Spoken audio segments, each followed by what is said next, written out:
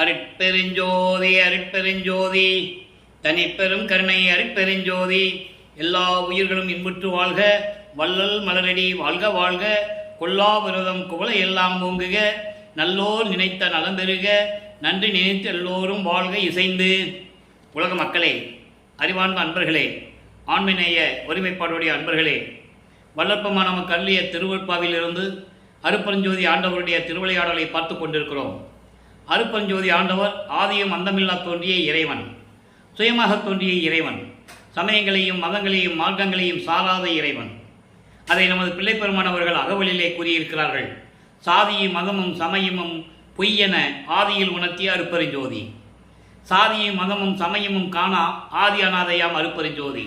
ஆக சமயங்களையும் மதங்களையும் மார்க்கங்களையும் கடந்த ஒரு இறைவன் அருட்பெருஞ்சோதி ஆண்டவர், இயற்கை உண்மை விளக்க கடவுள்.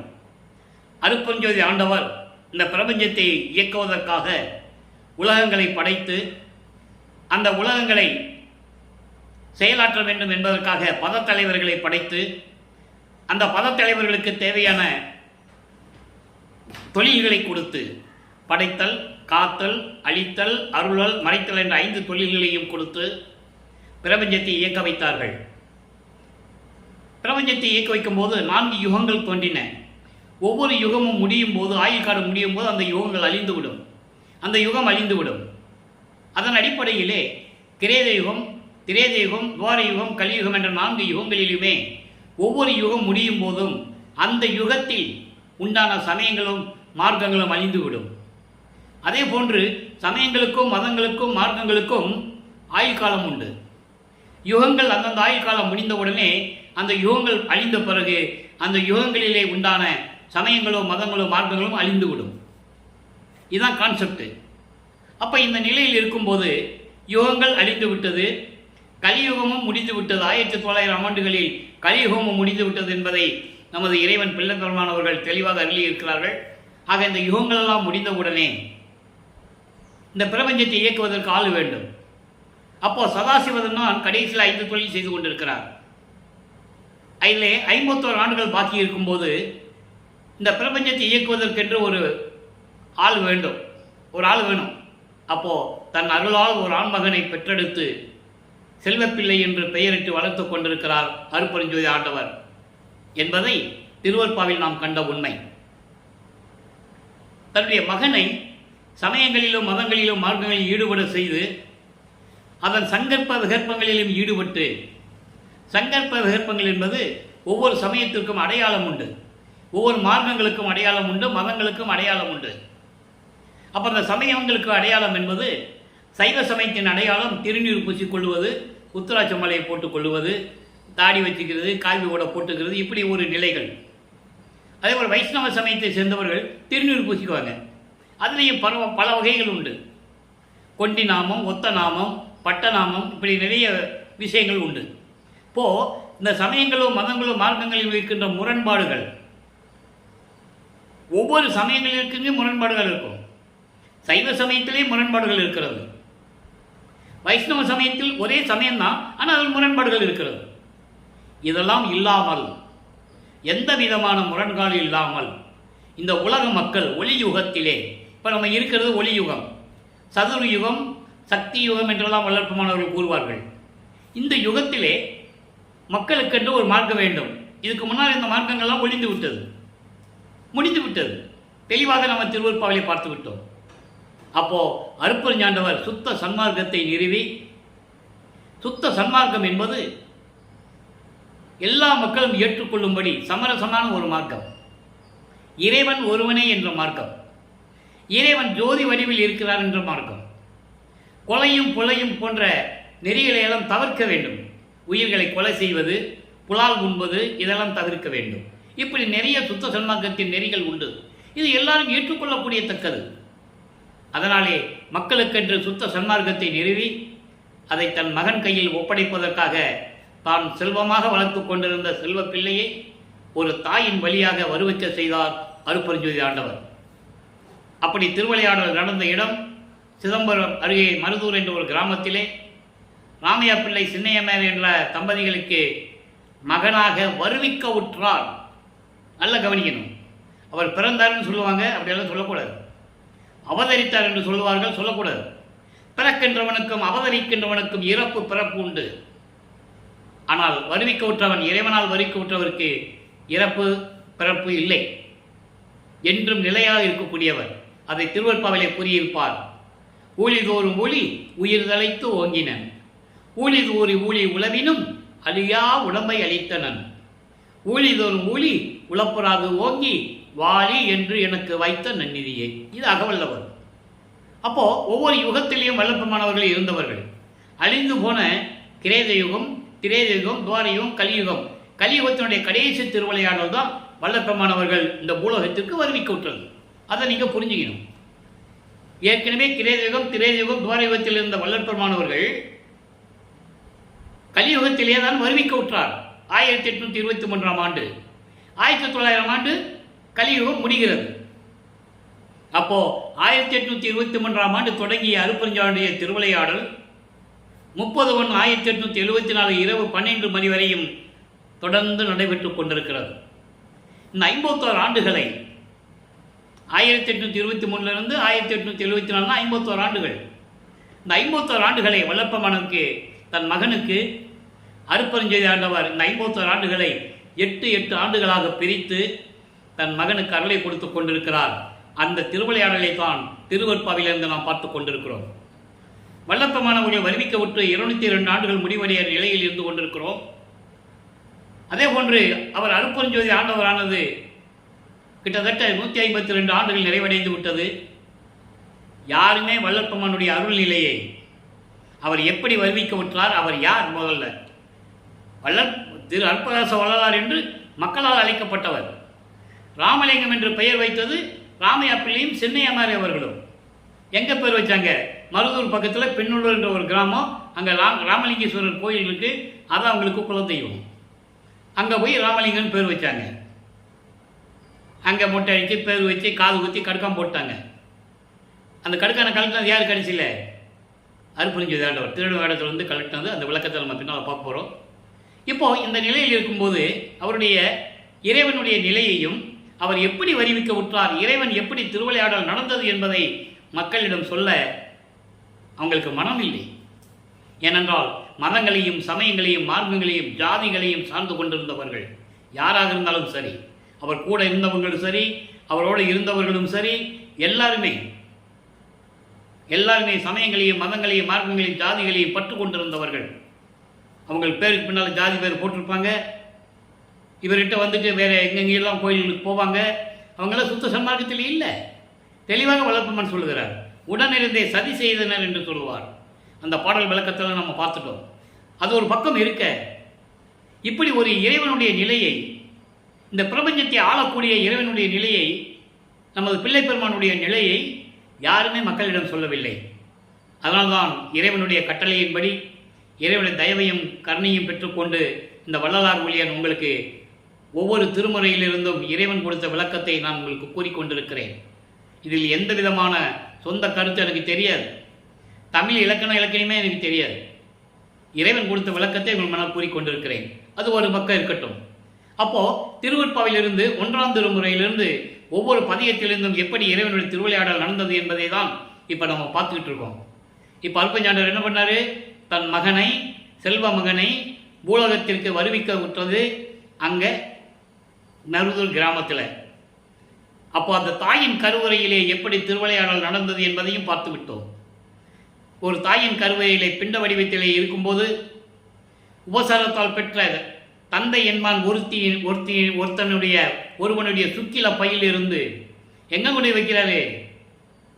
உபசாரத்தால் பெற்ற தந்தை என்பான் ஒருவன் ராமையா பிள்ளை அவர்களுடைய சுக்கிலப்பை விந்து பையில் கொண்டு ஒரு அணுவா வைக்கிறார் என்பதை தெளிவாக நமக்கு அருளியிருக்கிறார்கள் வல்லப்பமான் அவர்கள். அப்படிலாம் சொல்லணும். சொன்னாதான் வல்லப்பமானுடைய இறைநிலை மக்களுக்கு தெரியும். இறைவனுடைய திருவிளையாடல் என்ன நடந்தது? எல்லா திருவிளையாடலையும் சொன்னார்கள். புராணங்களிலும் காவியங்களிலும் இருப்பதையெல்லாம் சொன்னார்கள். இறைவனுடைய திருவிளையாடல் வல்லப்பமான் எப்படி இந்த பூலகத்துக்கு வருவிக்க விட்டார் யார் சொன்னது? ஒரு ஆள் கூட சொல்லலை. ஆக அந்த வகையிலே உபசாரத்தால் பெற்ற தாய் என்பால் ஒருத்தியின் கருவறையிலே பிண்ட வடிவத்தில் இருக்கும்போது, கருவறை இருட்டாக என்று சொல்லும்போது அருட்பெருஞ்சோதி என்ற தன் மகனுக்கு ஒளி காட்டினார். கருவறையிலே வெளிச்சத்தை காட்டினார். ஐயோ அப்பா பசிக்குதே என்றவர் அங்கே சொல்லும்போது, கருவறையிலிருந்து சொல்லும்போது அருட்பெருஞ்சோதி ஆண்டவர் கருவறைக்கு சென்று தன் மகனுக்கு அருளமுதம் ஊட்டி மகிழ்ந்தார். உடம்பு புழுக்கமாக இருக்கிறதே என் தந்தையை இங்கே கொண்டு வந்து வச்சுட்டியே அப்படின்னு சொல்லும்போது அமுத காற்று தென்றல் காற்று வீசினார். இதெல்லாம் கருவறையிலே நடந்த திருவிளையாடல். அதன் பிறகு ஒரு தாய் வயிற்றிலிருந்து வெளியே வரணும். 10 மாதம் இருந்தாச்சு. அந்த அம்மா ரொம்ப புண்ணியவதி. சின்னம்மை அவர்கள் நமது குழந்தை இறைவனை 10 மாதம் வயிற்றிலே சுமந்து இருந்தார்கள். சுமந்து இருந்து இந்த பூலகத்திற்கு தந்தார்கள் என்றால் அந்த அம்மையார் எவ்வளவு புண்ணியம் பண்ணியவர்கள், எவ்வளவு பாக்கியம் செய்தவர்கள் என்பதை நீங்கள் நினைத்து பார்க்க வேண்டும். அந்த பாக்கியம் அந்த அம்மாவுக்கு கிடைத்தது. ஒரு இறைவனை தன் வயிற்றில் 10 மாதம் சுமந்து கொடுத்தார்கள். அந்த பாக்கியம் அந்த அம்மாவுக்கு கிடைத்தது. தாய் வயிற்றிலிருந்து வெளியே வந்தவுடனே பிரம்மனும் திருமாலும் ருத்திரனும் எல்லாம் எங்களை எல்லாம் ஆளப்போகும் கருணை கடலை என்று வாழ்த்துகிறார்கள். திருவருட்பாவிலே பாடல் உண்டு, யாரும் மறுக்க முடியாது. வாழ்த்து வரவேற்ற பிறகு அவர்கள் சென்று விடுகிறார்கள். 5 மாத குழந்தையாக இருக்கும்போது நமது குழந்தை இறைவனை சிதம்பரத்துக்கு அழைத்து செல்லுகிறார்கள். அங்கே தன் மகனுக்கு சிதம்பர ரகசியத்தை காட்டுகிறார். ஏதோ திருவிழாவுக்கு கூட்டு போகிறாங்க. உலகையில் மருதூர்லேருந்து சிதம்பரத்துக்கு ஏதோ திருவிழாவுக்கு கூட்டு போகிறாங்க. இந்த நம்ம குழந்தை இறைவனையும் கூட எடுத்துகிட்டு போகிறாங்க. சின்ன குழந்தை இல்லை. அங்கே போன உடனே எல்லாரும் நடராஜன் சிலையை பார்த்து கும்பிடுறாங்க. இவர் அப்படியே பார்த்துக்கிட்டே இருக்கிறார். பாடலில் சொல்கிறார், தில்லை திளைத்தடையே திரை தூக்க தரிசித்த போது வெய்வகை மேல் காட்டாதே எந்தனக்கே வெளியாய் காட்டிய மெய்புறவா மெய்ப்பொருளே. மெய்புறவு மெய்ப்பொருள், அதான் இங்கே தான் கவனிக்கணும். மெய் உறவுன்னு என்ன? உண்மையான எனக்கு உறவு தந்தை உறவு யாரு? அருட்பெருஞ்சோதி. மெய்ப்பொருள் யாரு? அருட்பெருஞ்சோதி. வெட்ட வெளியாக காட்டுகிறார். எப்படின்னா, உடம்புல நீங்கள் எல்லாம் பார்த்துருப்பீங்க, எல்லா தலைவர்களையும் நீங்கள் பார்த்துருப்பீங்க. பிரம்மனிலிருந்து திருமாலிலிருந்து முருகன் பிள்ளையார் எல்லாத்தையும் பார்த்துருப்பீங்க. தலையில் ஒரு கிரீடம் இருக்கும், கையில் ஒரு ஆயுதம் இருக்கும், வேலு சூலாயுதம் ஏதோ ஒன்று இருக்கும். உடம்பெல்லாம் நகையை போட்டிருப்பாங்க, பட்டாடை அணித்திருப்பாங்க, பூணூல் போட்டிருப்பாங்க. இப்படியெல்லாம் நீங்கள் பார்த்து பழக்கப்பட்டவர்கள் இல்லையா?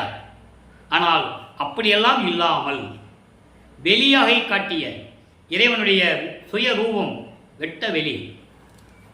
அப்படி அந்த திருவிளையாடலாம் முடிந்த பிறகு சென்னையிலே 1ஆம் ஆண்டிலிருந்து 8 ஆண்டுகளுக்குள் என்ன நடந்தது? முதல் 8ல் என்ன நடந்தது? முதல் 8ல் ஒன்றுமே நடக்கலை. பள்ளிக்கூடத்தில் கொண்டு சேர்க்குறாங்க. ராமலிங்கம் பள்ளிக்கூடத்தில் சேர்க்கலாவான்னு கூப்பிட்டு போகிறாங்க. பள்ளிக்கூடத்தில் படிக்க இஷ்டம் இல்லை, இதெல்லாம் எனக்கு பிடிக்கலன்னு சொல்லிட்டு வெளியே வந்துடுறாரு. அப்போ குடும்பத்தில் அவரை திட்டுறாங்க. உலகியல் வழக்கம் தானே, ஒரு குழந்தைய சொல் பேச்சு கேட்கலன்னு திட்டுவாங்கல்ல. இந்த குழந்தை இறைவன் அவங்களுக்கு தெரியாது, நல்லா புரிஞ்சுக்கணும். இந்த குழந்தை ராமையா பிள்ளை அவர், அதாவது ராமலிங்கம் அவர்கள் நம் குழந்தை இறைவன், ஆண்டவன் அவங்களுக்கு தெரியாது, இவருக்கும் தெரியாது. அப்போ அந்த 8 ஆண்டுகள் முடிந்தவுடனே 9ஆவது ஆண்டு தொடக்கத்தில் இறைவன் வந்து ஆட்கொள்ளுகிறார். என்னால் வறுமைக்கு உற்றவன் நீ மகனே, ஞானத்தை பெற்றுக்கொள், உனக்கு மற்ற விஷயங்கள் எல்லாம் முன்பருவம் பின்பருவம் காட்டி அருள் செய்வேன் என்று கூறி இவருக்கு மறைப்பு நிலையை கொடுத்துவிட்டு மறைந்து விடுகிறார். இப்போ சமயங்களும் மதங்களும் மார்க்கங்களும் சூழ்ந்திருந்த காலகட்டங்களில் இவரும் சைவ குலத்தில் பிறந்ததனால், இங்கே நான் பிறந்ததனால் ஏன் சொல்றேன்னா, உலக மக்கள் அப்படித்தானே சொன்னாங்க, வருவிக்க உற்றதனால். நமது பிள்ளை பெருமானவர்கள் சைவ குலத்தில் வருவிக்க உற்றதனால் இவரும் சிவபெருமான் தான் இறைவன் என்று சைவ சமயத்தினுடைய விதிமுறைகளை கடைபிடித்துக் கொண்டு திருநீர் பூசிக்கொண்டு உத்தராட்சமலையை போட்டுக்கொண்டு வணங்கி கொண்டிருக்கிறார் சிவபெருமானை. இந்த நிலையில் திருவருள் முறையீடு உதயமாகிறது. 232 பாடல்கள், இதுவரை 228 பாடல்களை பார்த்துவிட்டோம். இன்று 229வது பாடல். இப்போ இந்த பாடலில் இறைவனை பற்றி என்ன சொல்றாரு, இவர் மனநிலை எப்படி இருக்கிறது நல்லா கவனிக்கணும். இப்போ அவர் வந்து திருவொற்றியூருக்கு போகலை, இருந்த இடத்திலே இருந்து கொண்டு தனிமையில் இருந்து கொண்டு இறைவன் எப்படி முறையீடு செய்கிறார் அதெல்லாம் பார்த்துக்கிட்டு இருக்கோம் நம்ம. இதுதான் 1ஆம் திருமுறை. 1ஆம் திருமுறையில் இன்னும் நிறைய பதிகங்கள் இருக்குது, அதை நம்ம பின்னால் பார்க்க போகிறோம். ஏற்கனவே திருவடி புகழ்ச்சிக்கு நான் விளக்கம் கொடுத்துருக்கேன், மகாதேவ மாலைக்கு விளக்கம் கொடுத்துருக்கேன். இனிமேல் வடிவுலை மாணிக்க மாலை பார்க்க வேண்டியிருக்கு, இங்கித மாலை பார்க்க வேண்டியிருக்கு, எல்லா நிலைகளும் இருக்குது. இப்போது இந்த பாடலை பாருங்க, இறைவன் எப்படி முறையீடு செய்கிறார். இப்போ வல்லப்பமானவர்கள் 2வது எட்டில் இருந்து கொண்டிருக்கிறார். ஈரெட்ட 16. 9வது ஆண்டிலிருந்து 16 ஆண்டுகளுக்குள் என்ன நடந்தது பாடலிருந்து நம்ம பார்த்துட்டு இருக்கோம். கல் ஆடிய கொன்றை செஞ்சடையோய், நற்கனகமன்றில் உள்ளாடிய மலர் சேவடியோய். சிவபெருமானை கூறுகிறார். தியாகராஜ பெருமான், சிவபெருமான், நடராஜன், சொக்கநாதன், மகாலிங்கம், இவங்கெல்லாம் ஒரு குரூப்பு. அப்படியே ஒரே ஆள் பல பெயர்கள் இருந்துட்டு இருக்காங்க. சைவ சமயத்தினுடைய தலைவர்கள். நல்லா கவனிக்கணும் நீங்கள். இவர் இப்போ வல்லப்பமானுக்கு அருப்பெருஞ்சாண்டவர் யாருன்னு தெரியாது, சுத்த சன்மார்க்கம் என்னன்னு அவருக்கு தெரியாது. நல்லா நீங்கள் கவனிச்சுக்கிட்டே வரணும். அப்போது அப்படிப்பட்ட இறைவன் இவ்வுலகையில் கண் எல்லாடிய செக்கு கிடைப்பல் போல் துன்பிடை இழைத்து தள்ளாடிய நடை கொண்ட எற்கு நன் நடை தந்தருளே. இது பாடல். இந்த பாடலை விளக்கம் பாருங்க. கல் ஆடிய கொன்றை செஞ்சடையோய். கல் என்பது தேன். புத்தம் புது மலர்கள் தான் தேன் இருக்கும். புத்தம் புது மலர், தேன் நிறைந்து சொரிந்த புத்தம் புது மலர் கொன்றை மலரை சடையில் சூடிய இறைவனே. சிவபெருமானுக்கு பிடித்த மலர் கொன்றை மலர் வெற்றி வாகை சூடிய மலர் என்று கூறுவார் வல்லப்பெருமானவர்கள். அப்போ அந்த கொன்றை மலரை சூடிய இறைவன் அருளுடைய கனகமன்றில், கனகனா பொற்சபை, அருளுடைய பொற்சபையின் உள்ளே அருள்நடனமாடிய திருவடியை கொண்ட இறைவனே, இந்த உலகிலே உன்னால் வருவிக்க உற்று இந்த உலகில் வாழ்வியில் நான் எப்படி இருக்கிறேன் தெரியுமா? எப்படி சொல்கிறேன் பாருங்க. உன்னாலே வருவிக்க உற்று இந்த உலக வாழ்க்கையில் நான் எப்படி இருக்கிறேன்னா, செக்கில் எள்ளு ஆற்றுற செக்கில் எப்படி அந்த செக்கு வேலை செய்யாமல் இருக்குதோ அதுபோல் கிடக்கிறேன் நான். எல்லாடிய செக்கு கிடப்பல் போல், எல்லாடிய செக்கு போல நான் இருக்கிறேன். அவ்வளவு துன்பப்பட்டு கொண்டிருக்கிறேன். அப்படி அந்த செக்கு மாறி எள்ளு செக்கில் போட்டு ஆட்டினா என்ன வரும்? அப்போ அந்த செக்கு ஆட்டணும். அப்போ அந்த செக்கு ஆட்டும்போது எவ்வளவு துன்பம் இருக்கும். அதே போல் நான் இந்த உலக வாழ்க்கையிலே சிக்கி இழைத்து தள்ளாடிய நிலையில் இருந்து கொண்டிருக்கிறேன். இது உனக்கும் தெரியும். எனக்கு நல்ல அருளை, நல்ல வாழ்வை தந்து எனக்கு அருள்வாயாக என்று சொல்லி முறையீடு செய்கிறார். இப்போ நமது பிள்ளைப்பெருமானவர்கள் 13வது ஆண்டு தொடக்கம் ஞானம் பெற்று விட்டார் இல்லையா? அவர் சென்னையிலே அவர் இருக்கின்ற பகுதியிலிருந்து ஏழுகிணர் பகுதியிலே வீராசாமி முதலியார் தெருவில் அந்த வீட்டிலிருந்து இப்போ திருவீட்டிற்கு போகணும். முதல்ல போகிறார். மனம் அங்கே சொல்லுகிறது. மனம் போக சொல்லுகிறது என்பதை விட அருட்பெருஞ்சோதி ஆண்டவர் மனதை தூண்டி விடுகிறார். ஏனென்றால் தன் மகன் அங்கே வர வேண்டும், பக்குவப்படுத்த வேண்டும், சமயங்களிலும் மதங்களிலும் மார்க்கங்களில் கூறப்பட்ட நெறிகளை பின்பற்ற வேண்டும், சரியை கிரியை யோகம் என்ற 12 நிலைகளையும் அவன் கற்க வேண்டும். சரியை என்பது உருவ வழிபாடு, கிரியை என்பது அந்த உருவ வழிபாட்டுக்கு வேள்வி வளர்த்து மந்திரங்களை சொல்லுவது, நமச்சிவாயா, சிவாய நம, ஓம் சிவாயா, சிவசிவாய் என்று மந்திரம் சொல்லுவது. இது ஒவ்வொரு சமயத்துக்கும் உண்டு.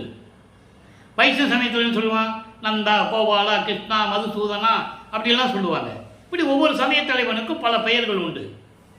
இவர் அந்த மாதிரி நிலையில் இருந்து கொண்டு இந்த நிலையை கடக்க வேண்டும் என்பதற்காக தன் மகனை பக்குவப்படுத்த வேண்டும். நீங்கள் நல்லா புரிஞ்சுக்கணும். அதனால தான் அவர் அங்கே போகிறார். போயிட்டு தியாகராஜ பெருமான் கோயிலில் போயிட்டு இறைவனை பற்றி பாடுகிறார். 2ஆம் திருமுறை உருவாகிறது. 16 ஆண்டுகளுக்குள் இறைவனை பற்றி எப்படியெல்லாம் பாடினார் என்பதை 2ஆம் திருமுறையிலிருந்து பார்த்து கொண்டிருக்கிறோம். மொத்தம் 113 பதிகங்கள், 1207 பாடல்கள். ஒவ்வொரு பதிகத்திலும் எப்படியெல்லாம் இறைவனை வணங்கி முறையீடு செய்தார் என்பதை நாம் பார்த்து விட்டோம். 24 பதிகங்களை முடித்து விட்டோம். 24 பதிகங்களை முடித்துவிட்டு 25வது பதிகம் ஆடலமுது 10 என்ற பதிகத்தையும் முடித்து விட்டோம். ஒவ்வொரு பதிகத்திலும் இறைவனை போய் அங்கே வணங்குவது எந்த அருளையும் கிடைக்கவில்லை. திருமலை வாயிலுக்கு போவது, அங்கே மாசிலாமணி என்று பாடினாலும் பிரயோஜனம் இல்லை. அப்புறம் வில்லிவாக்கம் பக்கத்தில் இருக்கிற திருவள்ளித்தாயத்துக்கு போக வேண்டியது, அங்கேயும் எந்த விதமான பிரயோஜனம் இல்லை. கந்த துணியை கட்டிகிட்டு இருக்க, எனக்கு ஒரு கந்த துணியை கொடு, நானும் கட்டிக்கிட்டு நிற்கிறேன், உலக மக்கள்லாம் சொல்லட்டும், பெத்த பிள்ளையை தெருவில் விட்டுட்டான், உடுக்க துணியில் அவன் கந்த துணியை கட்டிக்கிட்டு இருக்கான்னு சொல்லட்டும், இந்த பழிச்சொல் இழிச்சொல்லாம் நீ ஆளாகாதே, விரைவில் வந்து எனக்கு அருள்வாய் என்றெல்லாம் கூறுவார். அதெல்லாம் பார்த்துட்டோம். இன்னைக்கு பதிகம் 26 திருவடி சரண் புகழ்.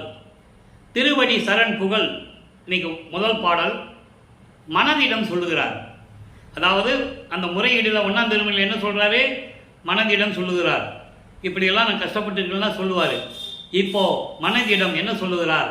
இறைவனுடைய திருவடியை சரணடைய வேண்டும் என்று சொல்லுதல். திருவடி சரண் புகழ். புகழ்னா சொல்லுதல். திருவடி சரண் புகழ் என்பது இறைவனுடைய திருவடியை நாம் சேர வேண்டும் என்று மனதிடம் சொல்லுவது. ஏன் மனதிடம் சொல்லுகிறார் என்றால், மனம் ஒரு நிலையில் இல்லை. இப்போ வல்லப்ப மாணவர்கள் 16 ஆண்டுகள் இருக்கும்போது, அந்த நிலையில் இருக்கும்போது மனம் அவர் ஒரு நிலை இல்லை என்பதை இறைவனிடம் முறையீடு செய்கிறார். இது உலகனுடைய இயற்கை. உலக வாழ்க்கையிலே ஒரு ஆணுக்கு 16 வயது ஆண்டு விட்டால் வந்துவிட்டாலே அவனுக்கு பல நிலைகள் ஏற்படும். மனம் ஒரு நிலையில் இருக்காது. அதே போல தன் மனதை பற்றி இறைவனிடம் சொல்லுகிறார்.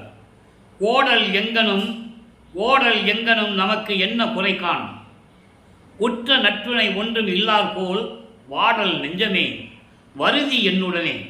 என்னோட வான் கூப்பிடுறார். வருதி என்னுடனே மகிழ்ந்து நாம் இருவரும் சென்று மகிழ்வாய் கூடல் நேர் திருவொற்றியூர் அகத்து கோயில் மேவி நம் குடி முழுது ஆள தாழ் தளம் தரும் நமது அருள் செல்வ தந்தையார் அடி கண் புகழாமே, அடி சரண் புகழாமே. இது பாடலுடைய விளக்கம் பாருங்க. நம்ம எங்கு சென்றாலும் என்ன குறை இருக்கிறது? நமக்கு நல்ல துணையாக இல்லாதவர் போல் நீ நடந்து கொள்ளுகிறாய். நமக்கென்று ஒரு துணை இருக்கிறது. நமச்சிவாயமே துணை என்று கூறுவார். நற்றுணை விளக்கத்தில் பார்த்தோம். அதை 5வது பதிகம் நற்றுணை விளக்கத்தில் நம்ம பார்த்தோம். நமக்கு என்ன துணை இல்லைன்ட்டு நீ வந்து வருத்தப்பட்டு இருக்க மனமே, நீ என்னோட வா.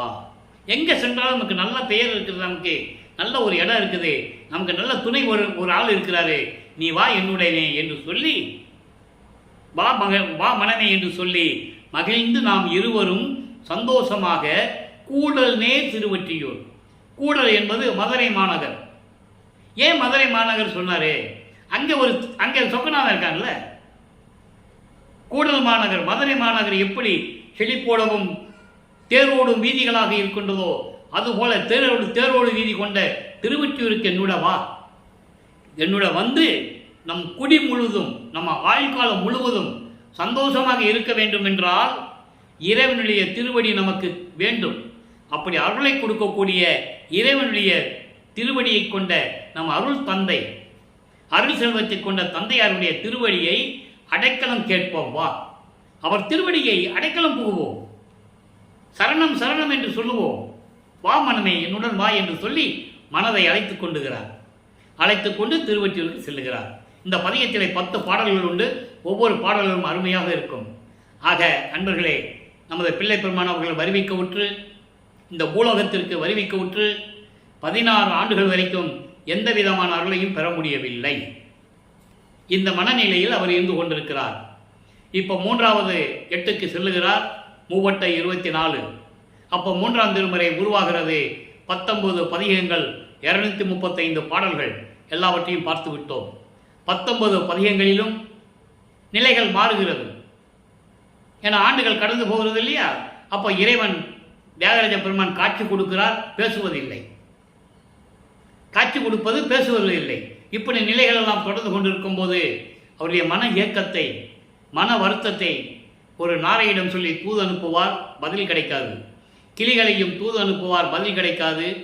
உலகியலிலே ஒரு குடும்பத்தில் பிரச்சனை வந்தால் எப்படி குறி கேட்க போவாங்களோ அதே போல் வல்லற்பமானவர்களும் குறி ஆராய்ச்சி என்ற பதிகத்திலே நமக்கு அருளி இருக்கிறார்கள். ஒரு குறைத்து பெண்ணிடம் போய் குறி கேட்பது போல பாடல்கள் இருக்கும்.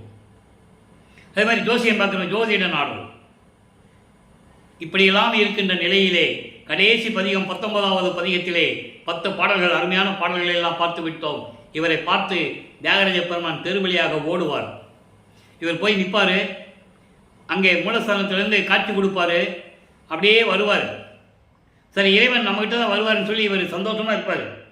அந்த நேரத்தில் பக்கத்தில் வந்தவுடனே இவரை திரும்பி பார்ப்பாங்கள். ரோடு வழியாக, தெரு வழியாக ஓடுவார். இவர் பின்னாலே ஓடுவார். ஓட்டத்தை பிடிக்க முடியாது. நல்லா கவனிக்கணும். அந்த காலகட்டத்தில் நமது பிள்ளைப்பெருமான் அவர்களுக்கு பறக்கும் சக்தி இல்லை. ஒரு இடத்தை விட்டு இன்னொரு இடத்துக்கு அண்டங்களை கடக்கக்கூடிய சக்தியெல்லாம் அவருக்கு கிடையாது. பின்னால் தான் வாங்குவார். அதை நம்ம பார்த்துக்கிட்டு இருக்கோம். இப்போ அந்த நிலையிலெல்லாம் புரிஞ்ச பிறகு 4வது எட்டில் அடியெடுத்து வைக்கிறார். 4 8 32. இப்போ 24 ஆண்டுகள் வரைக்கும் எந்த விதமான அருளை பெற முடியாத நமது பிள்ளைப்பெருமான் அவர்கள் 4வது எட்டில் இருக்கும்போது 25வது ஆண்டிலிருந்து 32 ஆண்டுகளுக்குள் என்ன நடந்தது? 4ஆம் திருமுறை உருவாகிறது. 12 பதிகங்கள், 8 பதிகங்களுடைய விளக்கங்களை பார்த்து விட்டோம். அன்பு மாலை, அருட்பிரகாச மாலை, இப்போ பிரசாத மாலையும் பத்தி மாலையும் நிலுவையில் இருக்கிறது. இந்த திருவள்ளுவர் முறையில் முடிஞ்சவுடனே வடிவுடைய மாணிக்க மாலை சொல்லும்போது அதெல்லாம் வரும். 6ஆம் திருமுறையில் நிலுவையில் இருக்கிறது. நடராஜபதி மாலை, சர்க்குருமணி மாலை, அனுபவ மாலை, அதெல்லாம் அதில் வந்துடும். இப்போ 4வது எட்டில் போகும்போது இந்த 8 பதிகங்களையும் பார்த்து விட்டோம். ஆனந்த மாலை, சவுந்தர மாலை, அபராத மன்னிப்பு மாலை, அதிசய மாலை. அடுத்து ஒரு 4 பதிகங்கள் இருக்கிறது. நல்லா கவனிக்கணும் நீங்கள். இந்த 4 பதிகங்களும் திருநாவுக்கரசர், திருஞான சம்பந்தர், சுந்தரர், வாதவூரான் என்ற மாணிக்க வாசகர் 4 பேருக்கும் 10 10 பாட்டு பாடி தான் அந்த திருமறையை முடிச்சிருப்பார். அவர் ஏன் அங்கே பாடினார் என்றதை மக்களுக்கு விளக்கமாக நான் ஏற்கனவே சொல்லியிருக்கேன். ஏன்னா 4 வருடங்களாக நான் யூடியூப்பில் பேசிகிட்டு இருக்கேன். அருப்பாக்கு விளக்கம் சொல்லிகிட்டு இருக்கேன். நான் விளக்கம் சொல்லியிருக்கிறேன். காரணம், இந்த 4 பேரை பற்றி சிறப்பாக பாடியிருப்பார். அப்படி பாடியதனால் இந்த சமயங்களையும் மதங்களையும் மார்க்கங்களையும் எல்லாம் சார்ந்தவர்கள் இவர்களுக்கு பின்னால் தான் அவர், அதாவது 63 நாயருக்கு அடுத்து இவர் 64வது நாயன்மார் என்று சொல்லிவிட்டார்கள். அது எவ்வளவு தூரம் ஒரு பொய்யான புறம்பாக சொன்னார்கள் என்பதை நான் ஏற்கனவே விளக்கம் கொடுத்திருக்கிறேன். ஏன் பாடினார்கள் என்றால் 4 பேரும் அந்த காலகட்டங்களில் சைவ நெறியை பரப்பியவர்கள் மக்களிடத்தில். அதற்காகவே இறைவன் அவர்களை ஆட்கொண்டார். அதை நீங்கள் நல்லா புரிஞ்சுக்கணும். அப்போ மற்ற சமயங்களும் மதங்களும் தலை தூக்கி விரித்தாடி கொண்டிருந்தன. சமணர்கள் எல்லாம் சைவர்களை சேர்ந்தவர்களை, சைவ சமயத்தை சேர்ந்தவர்கள் எல்லாம் கொன்று குவித்தார்கள் என்பதை நீங்கள் புராணங்களிலே படித்திருக்கலாம். வளர்ப்புமானும் கூறுகிறார். அப்போ அந்த காலகட்டத்தில் சைவ நெறியை பரப்பியதற்காக இறைவன் அவர்களை ஆட்கொண்டார். அது உலக மக்களுக்கு அழியா பொக்கிஷமாக இருக்க வேண்டும் என்பதற்காக திருவருட்பாவையில் நமக்கு அறிவினார்கள். அதை நீங்கள் நல்லா மனசில் வச்சுக்கணும். ஏன் திருவருட்பாவை அறிவினார்கள் என்பதை விளக்கம் நான் ஏற்கனவே சொல்லியிருக்கேன். சைவ நெறியை அந்த காலகட்டங்களில் மக்களிடம் பரப்பியதனால் அவர்கள் மேல் மிகுந்த அன்பு உண்டு. வல்லப்பமானவர்களுக்கு இறைவனால் ஆட்கொள்ளப்பட்டவர்கள், இறைவனுடைய அருளை பெற்றவர்கள். அதனால்தான் பாடியிருந்தார் என்பதை நான் இங்கே சொல்லிக்கொள்ள கடமைப்பட்டிருக்கிறேன். அடுத்து ஏன் இதை சொல்கிறோன்னா, திருமூலர் வாழ்ந்த காலத்தை திருநாவுக்கரசரோ திருஞான சம்பந்தரோ கூறியதில்லை. அவர்கள் இறைவனை பற்றி பாடினார்கள், இறைவன் அருளை பெற்றார்கள், முக்தி அடைந்தார்கள், அவ்வளவுதான். அந்த காலத்துக்கு பிறகு சுந்தரன் காலத்தில் இதற்கு முன்னால் இருந்தவர்களை பற்றி அவர் சொன்னதில்லை. அவர் இறைவனை பற்றி பாடினார், அருளை பெற்றார், மறைந்து விட்டார், அதாவது முக்தி அடைந்து விட்டார். அதன் பிறகு வாதவூரான் என்ற மாணிக்க வாசகர், இதற்கு முன்னால் நடந்த அத்தனை பேரையும் அவர் குறிப்பிட்டு சொல்லவில்லை. அவர்களை இறையாற்றுலையோ எப்படி இறைவனுடைய அருளை பெற்றார்கள் என்ற விளக்கமெல்லாம் திருவாசகத்திலே கிடையாது. ஆனால் இறைவனை பற்றி போற்றி பாடினால் அற்புதமான ஒரு பதிகங்கள்லாம் அங்கே இருக்குது. சைவ நெறியை சம்பந்தப்பட்ட இறைவன் சிவபெருமானை எப்படியெல்லாம் பாடினார் என்பது உண்மை. அதனால் தான் வல்லப்பெருமானவர்கள் திருவருட்பாவையில் காட்டினார்கள் என்பதை நீங்கள் புரிந்து கொள்ள வேண்டும். அடுத்த நிலை பாருங்க. இப்போ 4வது பதிகம் வரும்போது, 4வது திருமுறை வரும்போது வல்லப்பெருமானவர்கள் 25வது ஆண்டிலிருந்து 32 ஆண்டுகளுக்குள் இருக்கிறார். அப்போது 27வது ஆண்டில் அவருக்கு திருமணம் செய்யணும், கல்யாணம் பண்ணணும்னு வருவிக்க உற்றதனால் ஏற்பட்ட சொந்தங்கள் முயற்சி செய்கின்றன. அதாவது சென்னையம்மையார் அவர்கள், சபாபதி அவர்கள், அண்ணாமலை, இவங்கெல்லாம், அதாவது அவங்க அக்கா வருவி கொற்றதனால் ஏற்பட்ட சொந்தம், அந்த அக்காக்கள், அண்ணார்கள், இவங்கெல்லாம் சேர்ந்து கல்யாணம் பண்ணணும்னு முடிவு பண்ணும்போது இவர் வேண்டான்னு சொல்கிறார். எனக்கு இல்லற வாழ்க்கையில் எனக்கு விருப்பம் இல்லை, எனக்கு தேவையில்லை என்று சொல்லுகிறார். ஆனால் இவருக்கு தெரியும், இப்போ சுத்த சன்மார்க்கு தெரியும், அருப்பறிஞ்ச ஆண்டவர் யாருன்னு தெரியும், இங்கே இதுக்கு முன்னால் விண்ணுலகத்திலே எப்படியெல்லாம் ஒப்பந்தம் ஏற்பட்டது என்பது அவருக்கு தெரியும். அதை நமக்கு பாடல்களில் அருளி இருக்கிறார்கள். அதையெல்லாம் பார்த்து விட்டோம். இவர் தான் கல்யாணம் பண்ணணும், அவருக்கு தெரியும். சும்மா உலகியலுக்காக சொல்கிறார். அப்போ ஒரு சாமியார்கிட்ட கூட்டு போகிறாங்க. அவர் பேர் ராமலிங்கம் தான். கூட்டு போகிறாங்க. அவர் சொல்கிறாரு, இவர் சம்மதிக்கிறாரு. அவர் யாருன்னா அருட்பெருஞ்சோதி ஆண்டவர். அப்போவே சொல்லிட்டாரு அப்படின்னு சொல்லி இவர் சம்மதிக்கிறாரு. ரைட். அப்புறம் திருமண ஏற்பாடுகள் நடக்கிறது. அந்த திருமணத்தின் போது பிரம்மன், திருமால், ருத்திரன் போன்றவர்கள் அந்த மணமக்களை வாழ்த்துவதற்காக அமர்ந்து கொண்டிருக்கிறார்கள். இது பாடலிலே உண்டு. அப்போது இவர் எல்லாம் வந்துட்டாச்சு, அப்பாவும் அம்மா வரலைன்னு சொல்லி மனசு ரொம்ப கஷ்டப்படுறாரு. சரி பார்த்துக்கலாம் அப்படின்னு சொல்லி அந்த அம்மாவுக்கு திருமாங்கல்யம் பூட்டி, அதாவது தாலி கட்டி, மோட்ச வீட்டை காட்டி விமோசனத்தை கொடுக்கிறார். அதுக்கு பிறகு இனிமேல் எந்த கோயிலுக்கும் எங்கேயும் போகக்கூடாது, போய் பிரயோஜனம் இல்லையே, எங்கேயும் போகக்கூடாது அப்படின்னு சொல்லி இருக்கிற இடத்துலையே கதவு பூட்டி தாழ்பா போட்டுறார். பற்றுகளை திறந்து விடுகிறார். வெள்ளாடை போட்டாச்சு, முக்காடு போட்டாச்சு, சமயங்களையும் மதங்களையும் மார்க்கங்களையும் விட்டாச்சு. நமச்சிவாயா சிவாய நம, நமச்சிவாயா சிவாய நம, ஓம் சிவாய நம, சிவசிவான்னு சொல்கிறது விட்டாச்சு. சைவங்களையும் மதங்களையும் மார்க்கங்களையும் சேர்ந்த கொள்கைகளை விட்டாச்சு. அதன் பிறகு சுத்த சன்மார்க்கத்தை வாங்க செல்ல வேண்டும். இப்போ வல்லப்பமானவர்கள் 5வது அட்டில் இருந்து கொண்டிருக்கிறார். 33வது ஆண்டிலிருந்து 32 ஆண்டுகளுக்குள் எல்லாம் முடிஞ்சு போச்சு.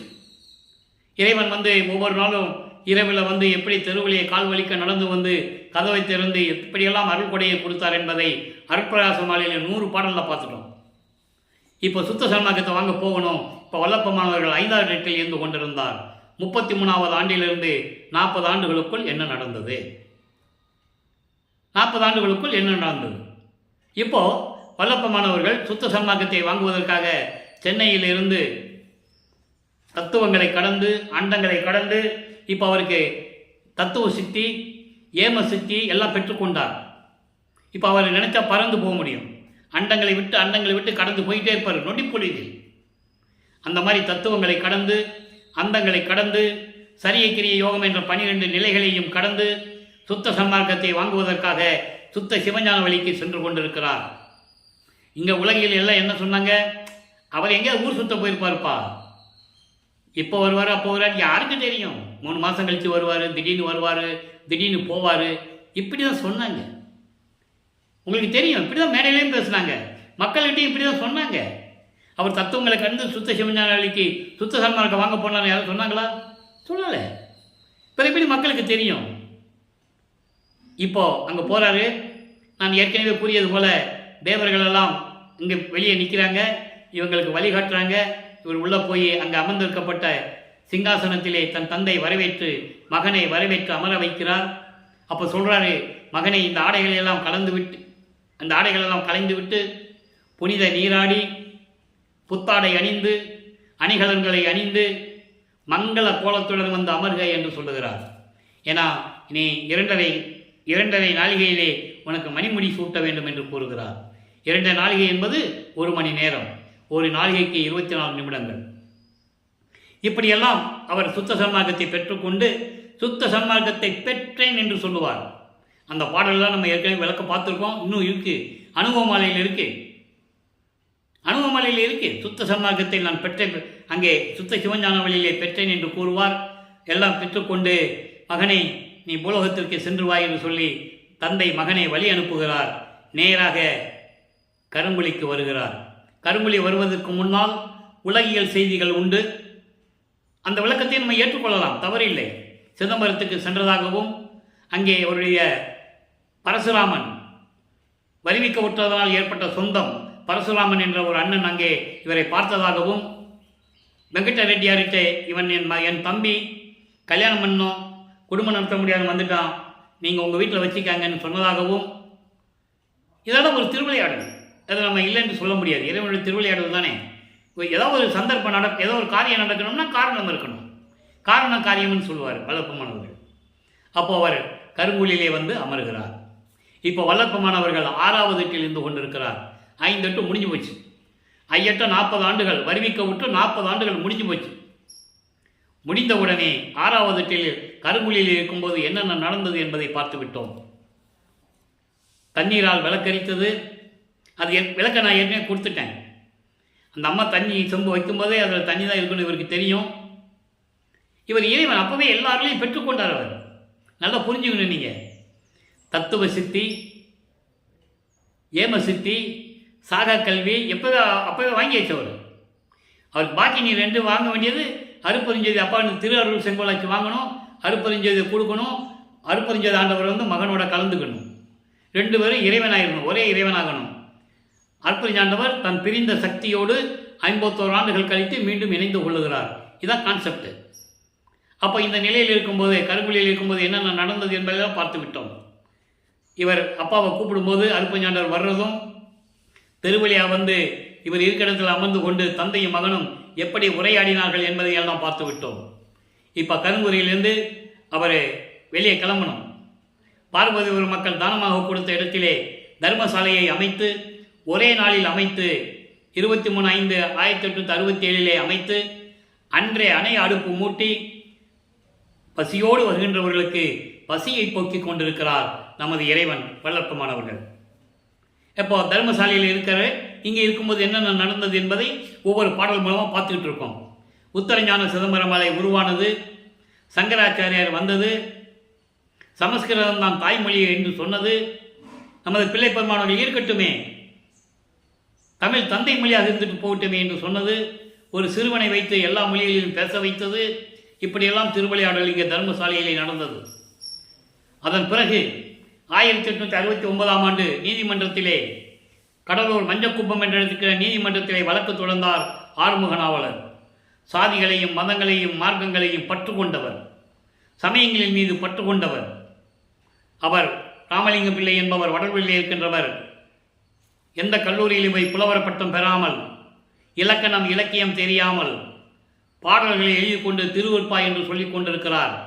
அதை மறுப்பாய் என்று அறிவிக்க வேண்டும் என்று வழக்கு. அந்த வழக்கு எப்படி இவர் அங்கே போனது, இவர் நீதிபதிக்கு காட்சி கொடுத்தது. அப்போ எல்லாருமே நீதிபதி எழுந்து நின்றவுடனே எல்லாருமே எழுந்து நின்றது, விவாதம் நடக்கிறது. ஆனால் உலகையில் என்ன சொன்னாங்க, இவர் கோர்ட்டுக்கு போனார், எல்லாரும் எந்திரிச்சு நின்னாங்க. நீதிபதி ஏன் அவர் வரும்போது எந்திரிச்சு நின்னீங்கன்னு கேட்டாங்க. உடனே ஆறுமுக நாவலர் சொன்னார், அவர் பெரியவர், மதிக்கத்தக்கவர், அதனால் எந்திரிச்சு நின்னு சொன்னாங்க, அதனால் கேஸு தள்ளுபடியாச்சுன்னு சொல்லுவாங்க. தவறு. எந்திரிச்சு நின்னா எந்த கேஸும் தள்ளுபடியாகாது.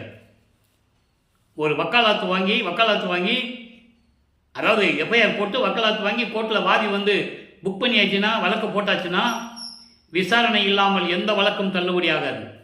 அப்போ விசாரணை இங்கே நடக்கிறது. நம்ம திரைப்படமானவர்கள் காட்சி கொடுக்கிறார் நீதிபதிக்கு. நீதிபதி எந்திரித்து நிற்கிறார்.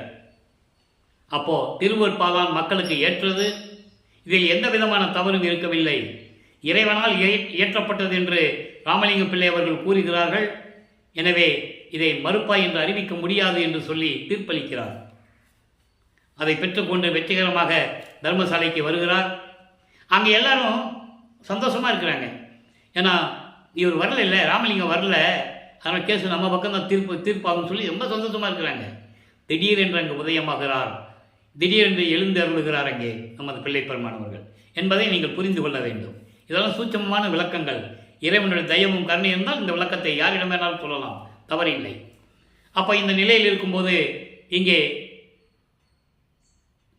தர்மசாலையில் இருக்கும்போது அருப்பாவில் என்னென்ன பாடல்கள், அதாவது திருவருள் முறையீடு நம்ம பார்த்தோம். அப்போ வல்லப்பமானவர்களுக்கு ஒன்றுமே தெரியாது. சமயங்களையும் மதங்களையும் மார்க்கங்களையும் சார்ந்து கொண்டு சிவபெருமானை வெளிவிட்டுக் கொண்டிருக்கிறார். இப்போ தர்மசாலையில் இருக்கும்போது திருவருள் விளைதல் என்ற பதிகத்திலே 13வது பதிகம், அது ஏற்கனவே நிலுவையில் வைத்திருந்தோம். இப்போ சொன்னால் அது சரியாக இருக்கும் என்பதற்காகத்தான் இப்போ நம்ம சொல்லுகிறோம் திருவருள் விளைதல். திருவருள் விளைதல் என்ற பதிகத்தில் பாருங்க, இன்னைக்கு 12வது பாடல். சோதியேல் என்னை. அங்கே நீ பூலோகத்துக்கு போன்னு சொல்லிட்டாரு, இவர் வந்துட்டார், இங்கே தர்மசாலையில் இருக்கார். இப்போ வரல அவர். அதனால் இவர் மறுபடியும் விண்ணப்பம் வைக்கிறார். திருவருள் விளைதல், உனக்கு அருள், முன்னுடைய அருள் எனக்கு வேண்டும் சொல்லி விண்ணப்பம் வைப்பது. அதுக்கப்புறம் அம்மனவாணர் வரிகள் சொல்லுவார். அதை தான் நீங்கள் நம்ம பார்க்க போகிறோம். சோதியேல் என்னை, நீ சோதனை தொடங்கில் சூழ் உயிர் விடத் தொடங்குவன் நான். நீதியே நிறை நின் திருவருள் அறிய நிகழ்த்தினேன். நிச்சயம் இதுவே ஓதியே உணர்வதற்கு அரும் பெரும் பொருளே. உயிருக்கு உயிராகிய ஒளியே, ஆதியே, நடுவே, அந்தமே, ஆதி நடு அந்தமில்லாதோர் அறிவே. இது பாடல். என்னை இன்னும் சோதனை பண்ணாத. திருவிளையாடல் இதுவரைக்கும் நீ பண்ணது போதாதா? இத்தனை ஆண்டுகள் என்னை திருவிளையாடல் செய்து எப்படியெல்லாம் சோதித்தேன். இனிமே என்னை சோதனை பண்ணாதே, என்னால் தாங்க முடியலை சாமி. இனிமேல் நீ என்கிட்ட சோதனை பண்ணணும், திருவிளையாடல் செய்யணும்னு நினச்சின்னு வச்சுக்கங்க, நான் உயிர் விட்டுருவேன். எனக்கு இது தேவையில்லை. அதோடு மட்டுமல்ல, நீதியே, அருட்பெருஞ்சோதி ஆண்டவரே, உன்னுடைய பூரணமான திருவருளை அறிய நான் இது சொன்னேன். நான் எதுக்கு சொல்கிறேன்? உன்னுடைய பரிபூர்ணமான அருள் எனக்கு வேணும்.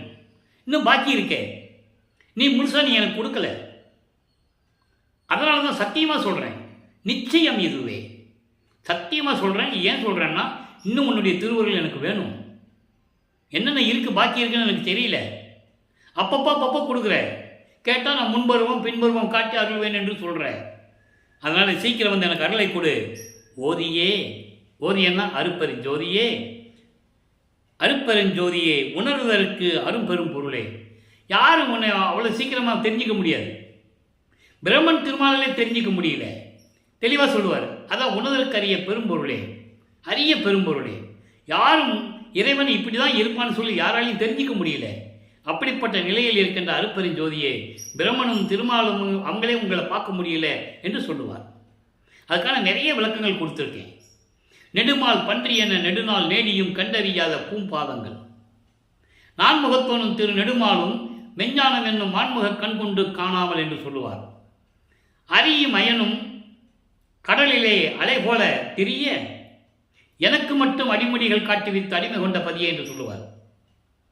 அயனும் மாலும் துருவி நிற்க, அலைவாரியில் துருவி நிற்க எனக்கே அடிமுடிகள் காட்டி வைத்து அடிமை கொண்ட பதியேன்னு சொல்லுவார்.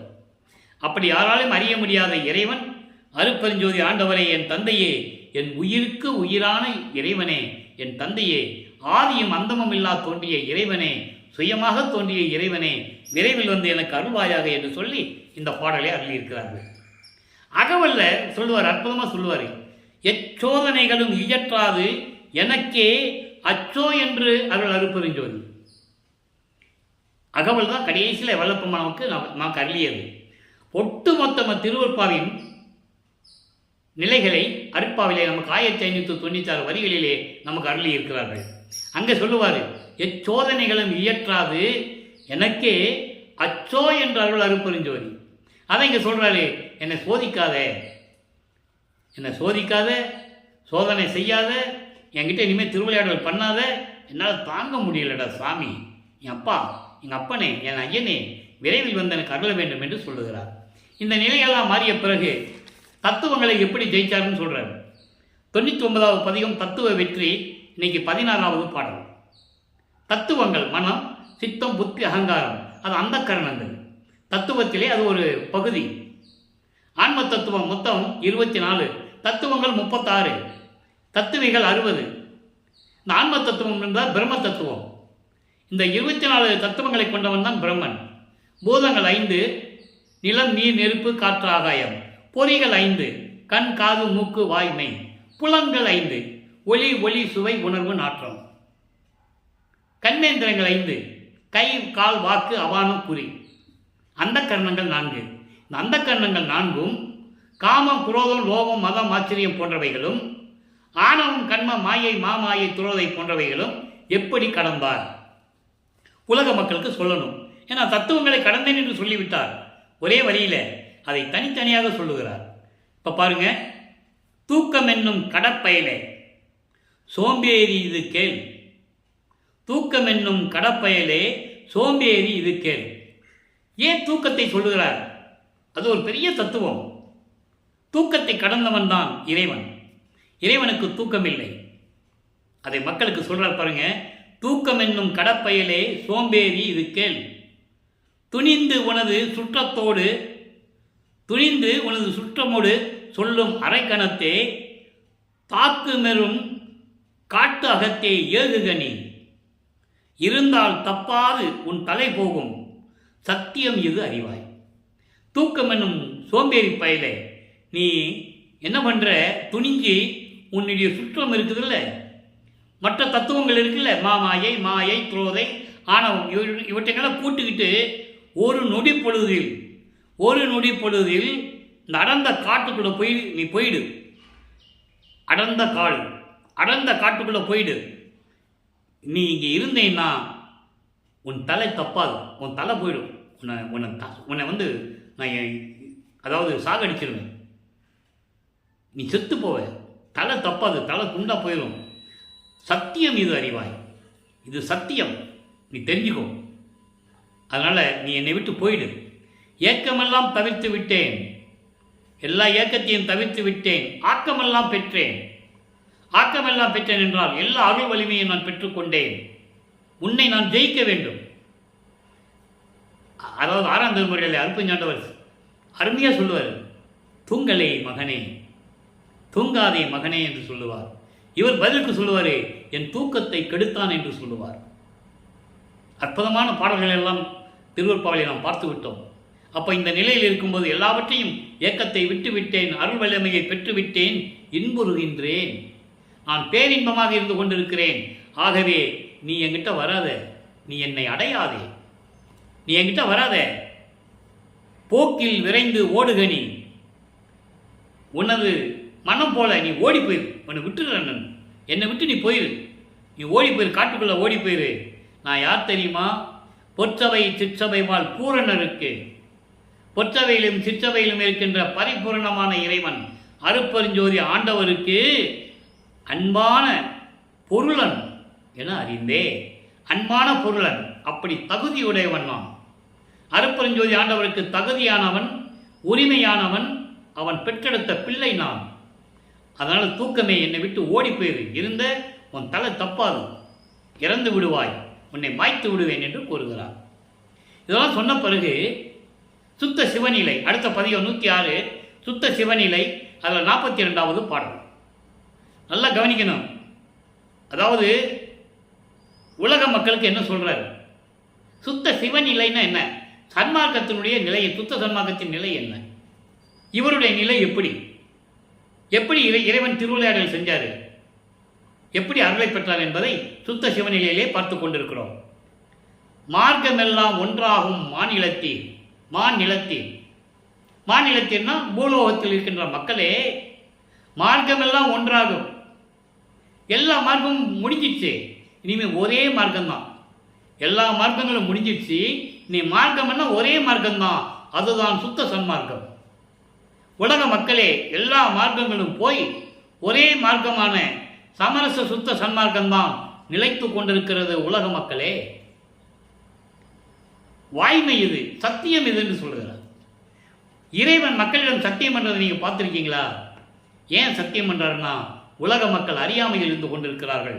மாயையிலையும் மயக்கங்களையும் சிக்கி, இந்த சமயங்களிலும் மதங்களிலும் மார்க்கங்களில் சிக்கி, ஜாதியிலே சிக்கி, அடிப்படையிலே சிக்கி, கோத்திர சண்டையிலே சண்டையிட்டு இப்படியெல்லாம் இருந்து கொண்டிருக்கிறார்களே உலக மக்கள். நம்ம சத்தியம் பண்ணுவோம், அப்படியாவது திருந்துவாங்களான்னு சொல்லி தான் இறைவன் சத்தியம் பண்ணுறார். தூக்கமெல்லாம் நீக்கி சொல்லிட்டாரா? முதல்ல தத்துவ வீட்டில் என்ன சொன்னார்? தூக்கமே நீ என்னை விட்டு ஓடி போயிரு சொன்னாரா? சுத்த சிவநிலையில் என்ன சொல்கிறாரு? தூக்கத்தை தொலைத்து விட்டேன். அப்போ அந்த தத்துவத்தை நான் ஜெயிச்சு விட்டேன்னு சொல்கிறாரு. அதனால தான் தத்துவ வீட்டில் இருக்கின்ற 16வது பாடலுக்கு சுத்த சிவநிலையிலே 42வது பாடலை உங்களுக்கு விலக்கி சொல்லிக் கொண்டிருக்கிறேன். அது தத்துவ வெற்றி. ஓடி போயின்னு சொல்லுவார், இங்கே நான் தொலைத்து விட்டேன் என்று சொல்லுவார். தூக்கமெல்லாம் நீங்கி துணிந்து உள்ளத்தே ஏக்கம் விட்டு, உள்ளத்தில் இருக்கின்ற ஏக்கங்கள் எல்லாத்தையும் விட்டுவிட்டு சன்மார்க்க சங்கத்தை சார்ந்திடுமின். எல்லா தூக்கத்தையெல்லாம் தொலைச்சிட்டு, மனசில் இருக்கிற ஏக்கத்தையெல்லாம் தொலைச்சிட்டு சுத்த சன்மார்க்கத்தில் சேர்ந்து கொள்ளுங்கள் உலக மக்களே. சார்ந்திடுமின், சார்ந்திடுமின்னா வாங்க சுத்த சன்மார்க்கத்தில் சேர்ந்துக்கங்க, சுத்த சன்மார்க்கத்தில் சேர்ந்துக்காங்க. சத்தியம் நீர் நன்மார்க்கம் சேருவீர் இந்நாள். நான் சத்தியமாக சொல்கிறேன், நீங்கள் எப்போ சுத்த சன்மார்க்கத்தில் சேர்ந்துட்டீங்களோ அப்போவே உங்கள் வாழ்க்கை இன்பமாயிடுச்சு. அந்த நாள் உங்களுக்கு இன்பமான நாள். நீங்கள் சந்தோஷமாக இருக்கலாம், மரணமில்லா பெருவாழ்வில் இருக்கலாம் என்று கூறுகிறார். அதை தான் ஞானசரியில் சொல்லுவார். நான் அடிக்கடி சொல்லுவதுண்டு, நீ ஞானசரியை விளக்கம் 28 பாடல் நம்ம கொடுக்கணும். சிற்றபை விளக்கத்தில் கொடுக்கணும், அதுக்கப்புறம் கொடிப்பாட்டை கொடுக்கணும். ஏன்னா அதெல்லாம் மேட்டுக்குப்பத்தில் நடக்க வேண்டியது. அதனால தான் அந்த பதியங்கள்லாம் நிலுவையில் இருக்குது. நீங்கள் நல்லா புரிஞ்சுக்கணும்.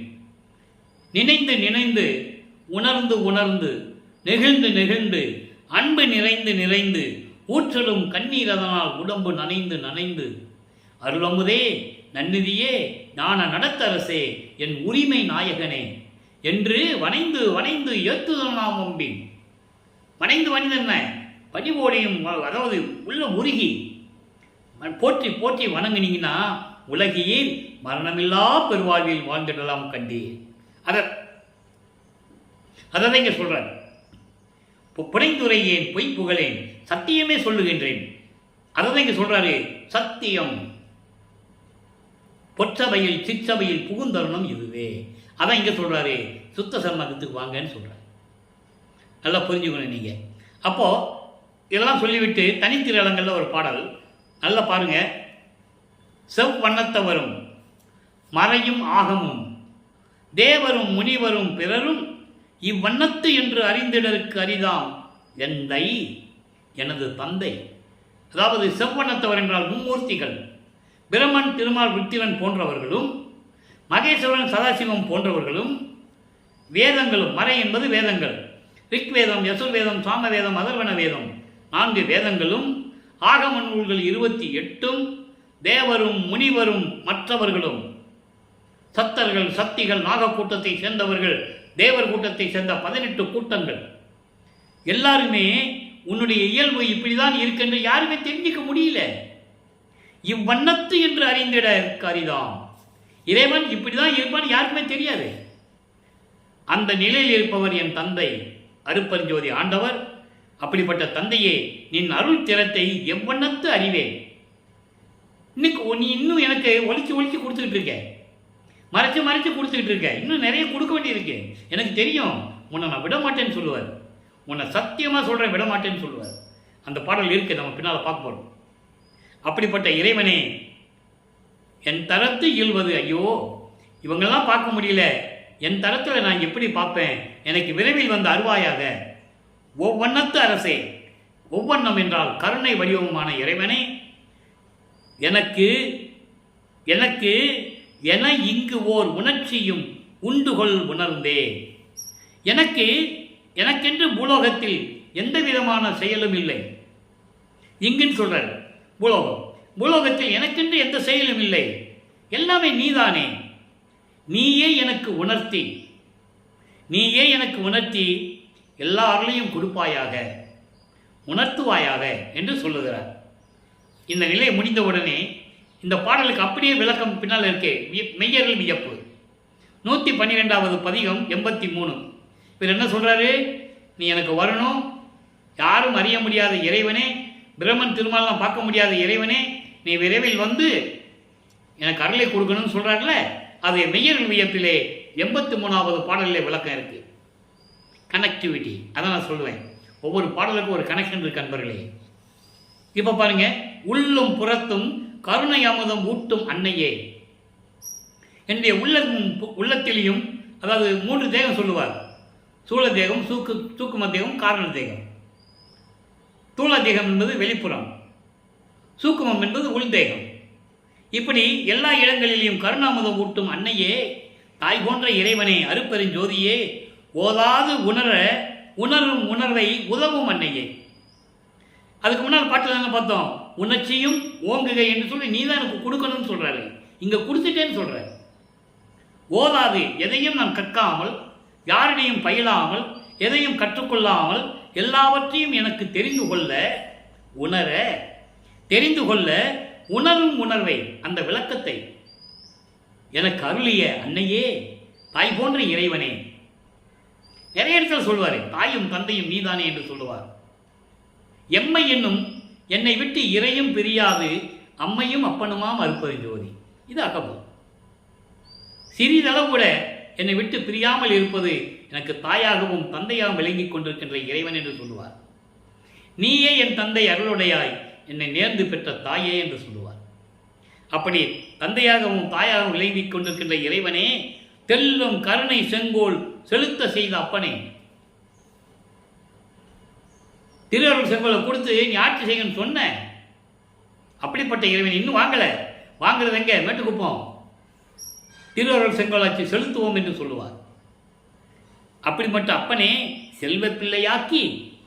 செல்வப்பிள்ளையாக்கி என்னுள் சேர்ந்த அப்பனே. எவ்வளோ அற்புதமாக சொல்கிறார் பாருங்க. நான் ஏற்கனவே உன்னுடைய செல்வப்பிள்ளை. எங்கே?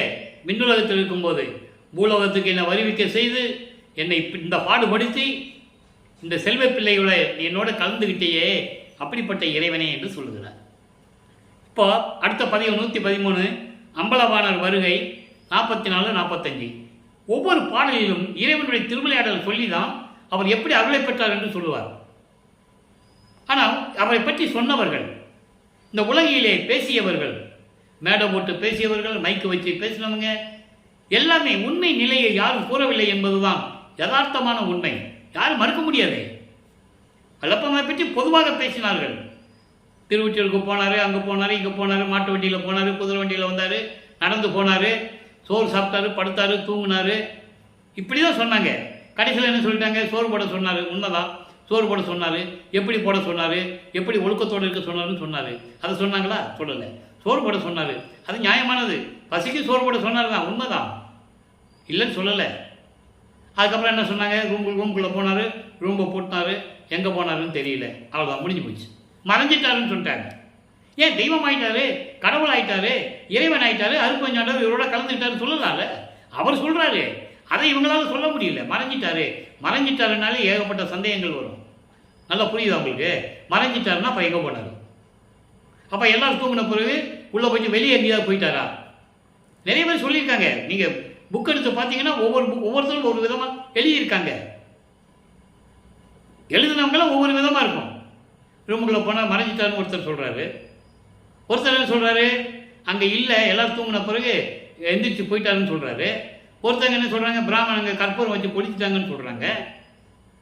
நீ மறைச்சிட்டாருன்னு சொல்ல போய் தானே இவ்வளோ பிரச்சனைகள் வருது. அவர் மறைச்சிட்டாருன்னு சொன்னாரா? ஆண்டவராக போகிறேன், இறைவன் என்னோட கலக்கப் போகிறார், சாமி என் துரை, என் உயிர் நாயகனார் இன்று நான் இருக்கும் இடத்தில் வந்து அமர்கின்றார். எங்கே? மேட்டுக்குப்பம் குடிசையில் 10க்கு 10 ரூமு தான் அது. நான் இருக்கிற இடத்துல இன்னைக்கு இறைவன் வராரு, என்னோட கலந்துக்க போகிறான்னு சொல்கிறாருல்ல, அதை மக்கள்கிட்ட சொல்லணும்ல. பின்சாரம் 2.5 நாளிகைக்குள் என் பேர் உடம்பில் கலந்து பிரியாது இருப்பார், அப்படி சொல்லணும். மறைஞ்சிட்டார் சொன்னால் என்ன பண்ணுங்க? அப்புறம் யார் இல்லாத நேரத்தில் கதை தந்துட்டு போயிட்டாரான்னு கேட்பாங்க. சொல்லியிருக்காங்க, எவ்வளவு எதிர்ப்புகள்லாம் சொல்லியிருக்காங்க. மறைமலை அடிகளாலிருந்து எல்லாருமே பேசியிருக்காங்க. எல்லாம் நூல்களில் இருக்கு. ஒருத்தர் சொல்கிறாரு, கூட இருந்த மாணாக்கர் ஒருத்தர் சொல்கிறாரு, வேலாயுதம் அவர்கள் சொல்கிறாரு, நான் போய் பார்த்தேன், அங்கே ஒரு பாய் போட்டு விரிஞ்சிருந்தது, பாய் விரிச்சிருந்தது, இவர் போய் பாயில் போய் படுத்துக்கிட்டாரு. அப்புறம் 1 வருஷம் கழித்து ரூம்பை திறந்தாங்க, நானும் போய் பார்த்தேன், அவரும் இல்லை, அவர் பாயும் இல்லை. அப்புறம் நான் விசாரித்து பார்த்தேன், அவர் உலக நாடுகளில் போயிட்டு ஐரோப்பியாவுக்கு ரஷ்யாவுக்கு வேலை செய்ய போயிட்டாரு பின்ன சொன்னாங்க. யாரும் உண்மையை சொன்னதே இல்லை. சித்தி வளாகத்தில் இருந்து கொண்டுதான் பிரபஞ்சத்தை இயக்கி கொண்டிருக்கிறார் என்று சொல்ல வேண்டும். அவர் சொல்றாரு, நான் இங்கே தான் இருக்கேன், சித்தி வளாகத்தில் தான் இருக்கேன், இங்கே இருந்துக்கிட்டு தான் பிரபஞ்சத்தை இயக்குறேன், தெளிவாக சொல்றாரு. எனக்கு பிரம்மன், திருமால் அத்தனை பேர் இங்கே வந்து டெய்லி வந்து என்னை வணங்குறாங்கன்னு சொல்றாரு. பிச்சன் கவரை நிலற்றி அசைத்திட மால் யானை பிடரின் மேல் நித்தம் பவனி வருகின்ற நிபுணர் எல்லாம் பொழுது ஏத்த யானை மேல வர்றாங்களாம் இவரை வணங்குறதுக்கு. எச்சம் புரிவோர் தேவர்கள் எல்லாம் என்னை போற்றி ஏத்த, இப்படிலாம் சொல்றாங்கல்ல, எல்லாரும் என்னை வணங்குறாங்கன்னு சொல்றாங்கல்ல, அதை சொல்றதுக்கு என்ன உங்களுக்கு கஷ்டம்? யோசனை பண்ணி பாருங்க. அப்போ வல்லப்பமன் அவர்கள் இங்கே அமலவாணர் வருகையில் என்ன சொல்றாருன்னு பார்க்க போறோம். உறவும் பகையும் உடைய நடையில் உறவும் எண்ணேன் இங்கு வாரீர், பிறவும் நன்னினேன் இங்கு வாரீர். பிளகி இல்லை, உறவு இருக்கு, பகை இருக்கு, எனக்கு எந்த உறவும் இல்லை, நீதான் என் உறவு, உன்னை நான் பிரியவும் மாட்டேன், யாரிடம் போய் சேரவும் மாட்டேன், விரைவில் பூலோகத்துக்கு வருக. அடுத்து சொல்ற பாருங்க, உள்ள கருத்தை நான் வள்ளலுக்கு உரைப்பது என் உள்ளத்தில் இருந்தீரே. என் உள்ளத்தில் இருக்கிறது தான் சொல்றேன், சத்தியமாக சொல்கிறேன். என் உள்ளத்தில் இருப்பதை, உள்ள கருத்தை நான் என் இறைவன் என் தந்தையிடம் சொல்லுவதில் எனக்கு என்ன தயக்கம்? தெளிவா சொல்றேன். என் மனதில் இருப்பதை நான் உன்னிடம் சொல்லுகிறேன். நீ என் தந்தை, நீ எனது இறைவன், அருட்பெருஞ்சோதி ஆண்டவர். அதில் சொல்லுவதற்கு எனக்கு என்ன தயக்கம்? எனக்கு எந்த விதமான தயக்கம் இல்லை. காரணம், நீர் என் உள்ளத்தில் இருக்கின்றீர். வாங்க முதல்ல அங்கே விண்ணுலகத்தில் இருந்துட்டு என்ன பண்ணிட்டு இருக்கீங்கன்னு கேட்பாரு. அந்த பாடல் விளக்கத்தெல்லாம் நம்ம பார்த்துருக்கோம். கேட்பாரு, அங்கேயே இருந்துக்கிட்டு நீ எல்லா வேலையும் செஞ்சுட்டு இருக்க, நான் இங்கே கூப்பிட்டு இருக்கேன், கூவி கூவி கூவி உழைக்கின்றேன் என்று சொல்லுவார். உன்னை கூப்பிட்டு நான் இவ்வளோ சங்கடத்தில் இருந்திருக்கேன், சீக்கிரம் வான்னு சொல்கிறாரு. அதுக்கு அம்பலத்தே நடமாடும் மருந்தே. அடுத்த ஞான மருந்தில் ஒரு பதியத்தில் ஒரு பாடல், ஆதி அனாதி மருந்து திரு அம்பலத்தே நடமாடும் மருந்து ஜோதிமா மருந்து ஜோதிமயமா மருந்து என்னை சோதியாது ஆண்ட துரிய மருந்து. ஏன் இந்த பாடலை உங்களுக்கு சொல்கிறேன்னா, என்னை சோதனை பண்ணாங்கன்னு சொன்னார்ல ஒரு பாட்டில் இன்னைக்கு, அதான் சொல்கிறாரு, சோதியாது ஆண்ட துரிய மருந்து. துரிய மருந்தா துரியாதீதத்தில் இருக்கின்ற இறைவன், என்னை சோதனை செய்யாது என்னை ஆண்டு கொண்ட இறைவன் என்று சொல்லுகிறார். எச்சோதனைகளும் இயற்றாது எனக்கே அச்சோ என அருள் அருட்பெருஞ்சோதி. இது அகவல். ஆக இறைவன் எப்படி தன்னை ஆட்கொண்டார் என்பதையும், இறைவன் எப்படியெல்லாம் திருவிளையாடல் செய்தார் என்பதையும், அதோடு மட்டுமல்ல தனக்கு எப்படியெல்லாம் அருளை பெற்றுக்கொண்டார் என்பதையெல்லாம் நாம் பார்த்து விட்டோம். எனவே மக்களை நீங்களும் சுத்த சன்மார்க்கத்தில் இணைந்து உருவ வழிபாடுகளை எல்லாம் தவிர்த்து ஜோதி வழிபாடு செய்து கொலையும் புலையும் தவிர்த்து, அதான் ரொம்ப முக்கியம், உயிர்களை கொலை செய்வதை நிறுத்த வேண்டும், புலால் அசைவ உணவுகளை சாப்பிடுவதை நிறுத்த வேண்டும். இதெல்லாம் செய்து நீங்கள் இறைவனை வணங்கி அருட்பெருஞ்சோதி அருட்பெருஞ்சோதி தனிப்பெருங்கனை அருட்பெருஞ்சோதி மகாமந்திரத்தை உச்சரித்து இறைவனை வழிபட்டு இறைவனுடைய அருளையும் செல்வங்களையெல்லாம் பெற்று இந்த வையகத்தில் நீங்கள் நோயற்றில் வாழ வேண்டும், நோயற்ற வாழ்வில் வாழ வேண்டும் என்று இறைவனுடைய தயவாலையும் கருணையாலையும் இந்த வள்ளலார் ஊழியன் வணங்கி வாழ்த்தி விடைபெறுகிறேன். மீண்டும் நாளை சந்திப்போம். நன்றி, வணக்கம். அருட்பெருஞ்சோதி அருட்பெருஞ்சோதி தனிப்பெருங்கருணை அருட்பெருஞ்சோதி. இறைவனுடைய திருவிளையாடல் நாளையும் தொடரும். கண்டு கழித்து மகிழ்ந்து இறைவனர்களை பெற்றுக்கொள்ளுங்கள்.